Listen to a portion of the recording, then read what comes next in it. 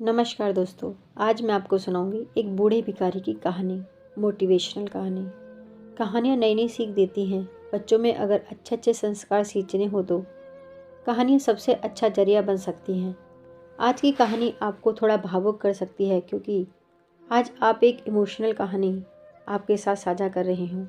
हाँ, इमोशनल करने के साथ साथ एक बहुमूल्य बोध भी आप इस कहानी से सीख सकते हैं, इसलिए इसे पूरा ज़रूर सुनिएगा। हर एक दिन एक भिखारी दरवाजे के पास आकर भीख मांगता था, और घर का मालिक हमेशा घर के बाहर आते ही उसे देखकर फिर जाया करता। कई बार उसके लिए गालियाँ भी बकता।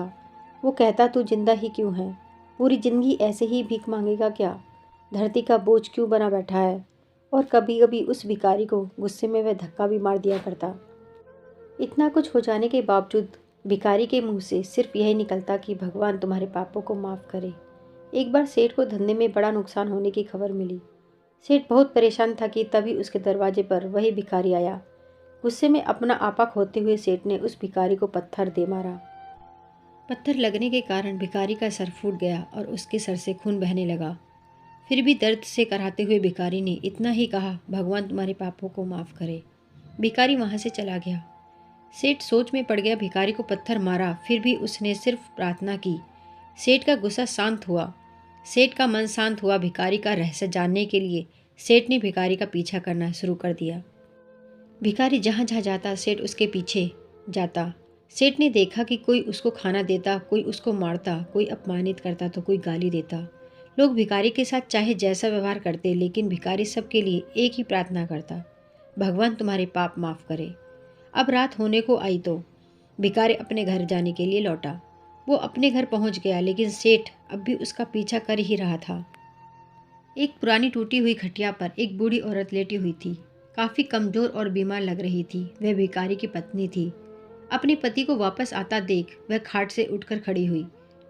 पत्नी ने अपने पति से भीख वाले कटोरे में देखा। उसमें सिर्फ आधी बासी रोटी थी।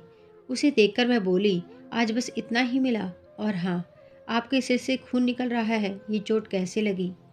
बूढ़ा भिखारी बोला, आज बस इतना ही मिला, किसी ने कुछ दिया ही नहीं। सबने गालियां दी और एक ने पत्थर फेंका, इसलिए मेरा सर फट गया।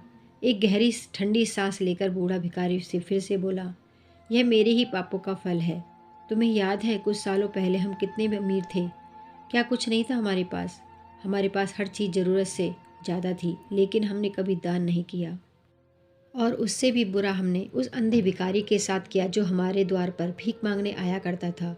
बूढ़ी पत्नी की आंखों में आंसू आ गए। वह बोली, हाँ, हम उस बेचारे अंधे के साथ बहुत बुरा करते थे, उसका अपमान करते थे, उसे खाने के लिए रोटी की जगह कागज़ दिया करते, उसका मजाक उड़ाया करते और कभी कभी मारा भी करते। मैंने कभी उसको रास्ता नहीं दिखाया। एक बार मैंने उसके मुंह पर मिट्टी भी फेंकी थी, और वह हमेशा दुखी होकर यही कहता कि भगवान तुम्हें तुम्हारे किए की सज़ा देगा, भगवान तुम्हारे पापों की सज़ा जरूर देगा। उसका शाप सच हुआ और हम इस दुख भरी जिंदगी में आ गए। भिखारी बोला, हाँ, उसका श्राप सच हुआ, इसलिए मैं किसी को बद्दुआ नहीं देता।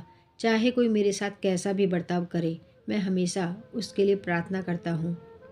मैं नहीं चाहता कि कोई भी हमारी जैसी ज़िंदगी का अनुभव करे, किसी को भी हमारे जैसे दुखों का सामना करना पड़े। वो नहीं जानती कि वह कितना बड़ा पाप कर रहे हैं, इसलिए अनजाने में हुई पाप की ऐसी सज़ा किसी को भी ना मिले। मैं नहीं चाहता। सेठ वहीं पर छुपकर यह सारी बातें सुन रहा था। अब उसे सब कुछ समझ में आ गया था। भिखारी और उसकी पत्नी ने वह आधी रोटी मिल बांट कर खाई और भगवान को धन्यवाद बोलकर सो गए। अगले दिन बूढ़ा भिखारी फिर से भीख मांगने गया। सेठ के घर के पास जाता है। सेठ ने पहले से ही गर्म रोटी उसके लिए निकाल कर रखी थी। उसे देते हुए सेठ विनम्रता से बोला, माफ़ कर दीजिए बाबा, उससे बहुत बड़ी गलती हो गई। बूढ़ा भिखारी बोला, भगवान तेरा भला करे। इतना कहकर वह आगे निकल गया।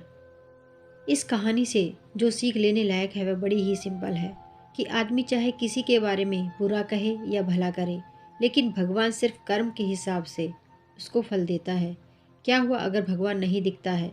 लेकिन यह बात बिल्कुल सच है, उसके खाते में सबका हिसाब बहुत पक्का होता है। इसलिए जब किसी के लिए कुछ भी करो तो अच्छा ही करो। धन्यवाद।